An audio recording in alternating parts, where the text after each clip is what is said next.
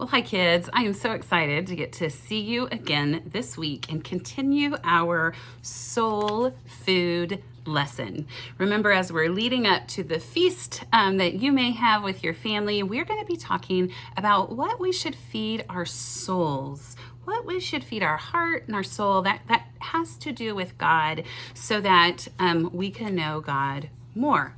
And so we are doing that through the soul food lesson series all the way up into Thanksgiving. And then we're going to switch over and be focusing on getting ready for Christmas through an Advent series. And do you remember who's helping tell our story this series? That's right. It's Turkey Tom. Turkey Tom, can you say hello? Oh, he's giving you a little wave there with his turkey arm. We're so glad that you're here. Are you going to help us with our story today? Oh, all right. Well, you might remember that when we tell our Bible story, you can either stand up or you can sit down or raise your hand and put it down with Turkey Tom as I say our main character's name. And today, our main character's name in our Bible story is Daniel. Okay, now before I get started, I want to tell you what the soul food is that we are talking about today. Our soul food is humility. Do you know what it means to be humble?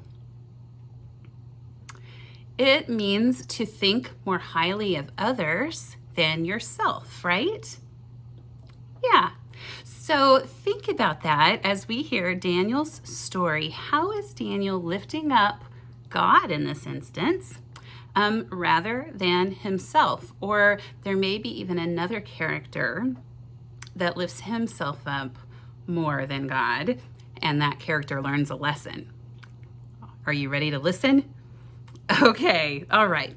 Well, today we're learning about humbling ourselves so that God gets all the glory, not us. And today's story is about a man who had to learn about humility the hard way. King Nebuchadnezzar. Can you say that? That's probably one of the best names in the Bible. King Nebuchadnezzar. Can you say it? Good job. He was a very prideful man. He had a lot of pride. He thought he was better than everybody else. And he was the king of Babylon. And Babylon was at an all-time high. Everything was going so well in his country. Everything was great. And King Nebuchadnezzar, he was very proud of himself because he thought he was responsible for everything that was going well. Well, one day, Daniel, there we go, a man of God who worked for King Nebuchadnezzar, had a dream given from God.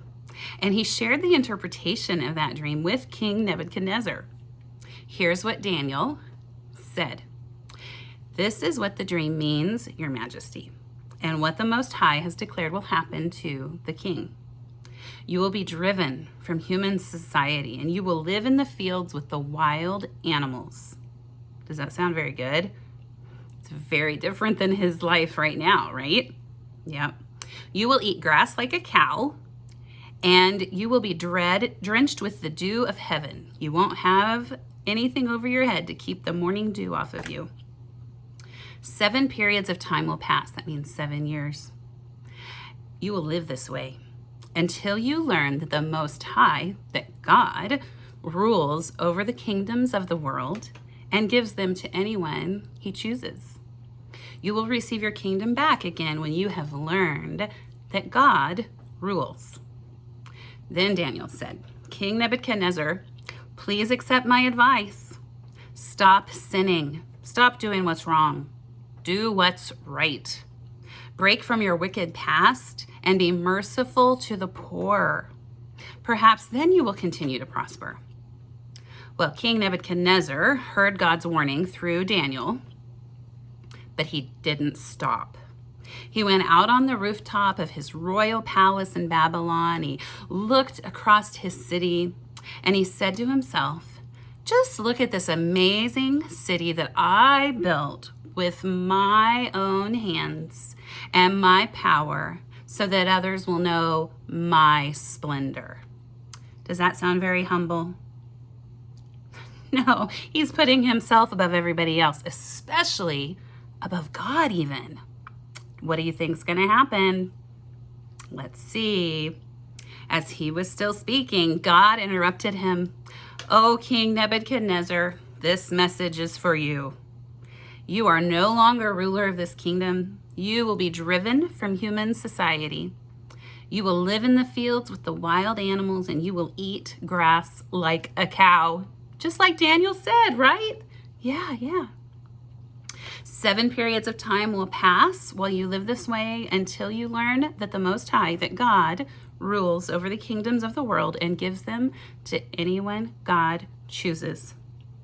Then immediately King Nebuchadnezzar was removed from his position as king, and he was driven out to the wild, eating grass like a cow. After that time had passed, Nebuchadnezzar was humbled, and he saw that God was the one that deserved all the glory. Once he humbled himself and committed to always give God the glory, God gave him back his kingdom, and his life was restored back to normal. And that's what we are going to be learning about today, that when we humble ourselves and turn from the things that we're doing wrong, turn from our sin, God can do amazing things around us. What did you think of that story? Would you like to live out in the wild with the wild animals? Off the farm? I guess you kind of do live with the wild animals, don't you? Of course, sort of. The farm animals. Turkey Tom lives on a farm, right? Yeah. Well, Turkey Tom, I have to say you have a beautiful, beautiful set of feathers, and I could understand how you might be prideful. Are you prideful of your feathers? No, you're not? Why is that? Tell me why. Oh, Turkey Tom says he's not prideful because he knows that God gave him these beautiful feathers, right? Right. Well, thank you, Turkey Tom. You helped teach us even more. All right, well, we're going to say goodbye to Turkey Tom, and he'll come and see us next week when we talk about our other soul foods. Shall we do that? Okay. All righty. Well, our power verse for the night comes from 2 Chronicles 7:14, and it's super small, but I'll read it to you. It says, "If my people who are called by my name will humble themselves and pray and seek my face and turn from their wicked ways, I will hear from heaven, and I will forgive their sins and heal their lands." It's from 2 Chronicles 7:14. And that is a really important message for us tonight, isn't it? Because our land needs healing. It needs a lot of healing right now, doesn't it? We need to be healed from the virus. We need to be healed so that we can get along with one another better. There are lots of things in our land that need to be healed. And what is the first thing that we have to do? Did you catch it? That's right. We must humble ourselves. Yeah, we have to realize that we are not in charge and we are not the best at everything. There might be some things that you are really, really good at, right? You might be really, really good at making a soccer goal or being the goalie, or you might be really good in math. But do you think that you are the only one responsible for being so good, for making yourself good? Oh, that's right. Your parents, they helped maybe take you to practice to help you be good, or maybe you had somebody help you learn to read, which helped you do such a great job in school. And don't forget that God gave you your brain to think. So we have to be humble and realize that, yes, we can do a lot on our own, but there are a lot of other people, especially God, in our lives that help us do great things. The next thing that our scripture tells us is that we must seek God's face. What do you think that means? We must look for God, right? And one of the ways that we can do that is through praying. Now, do you think that you can only pray with your eyes closed and your head bowed at church? No, we can pray anywhere we are, right? You can be getting ready to go to school and just let God know how much you are thankful for the wonderful home that you live in. That could be a prayer. Or you could say a prayer for your dog that makes you so happy. That's a really good way to pray. And then the last thing we heard in our scripture is that we have to turn from our wicked ways. We have to run away from sin. So if you know that something is not right, don't do it. All of those things are soul food. All of those things are so good for our hearts and our minds and our relationship with God and other people.